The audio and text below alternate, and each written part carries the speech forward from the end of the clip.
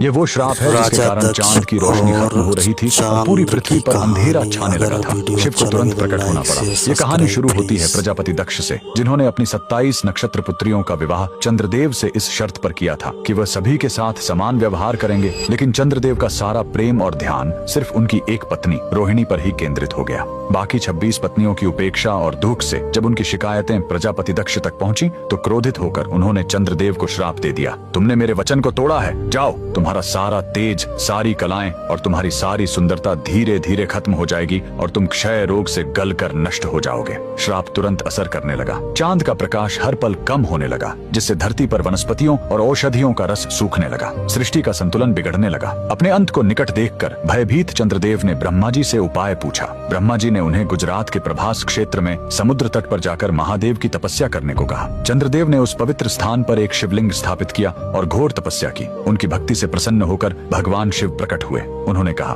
मैं दक्ष के श्राप को पूरी तरह खत्म तो नहीं कर सकता, लेकिन उसका प्रभाव कम कर सकता हूँ। शिव ने वरदान दिया, तुम कृष्ण पक्ष में 15 दिन क्षीण होगे, लेकिन शुक्ल पक्ष में 15 दिन फिर से पूर्ण हो जाओगे। उन्होंने चंद्र को अपने मस्तक पर धारण कर लिया और चंद्रशेखर कहलाए। और जिस ज्योतिर्लिंग की चंद्र ने पूजा की थी वो सोमनाथ, सोम यानी चंद्र के नाथ के नाम से प्रसिद्ध हुआ। और यही सोमनाथ मंदिर भारत का पहला ज्योतिर्लिंग आज भी गुजरात के वेरावल में उसी समुद्र तट पर शान से खड़ा है, जहाँ चंद्रदेव ने श्राप से मुक्ति पाई थी। लेकिन इस मंदिर का एक और रहस्य है। यहाँ मौजूद बाण स्तंभ यह बताता है कि यहाँ से लेकर दक्षिणी ध्रुव तक समुद्र के रास्ते में कोई जमीन नहीं है। भगवान शिव के भक्त कमेंट में हर हर महादेव जरूर लिखें।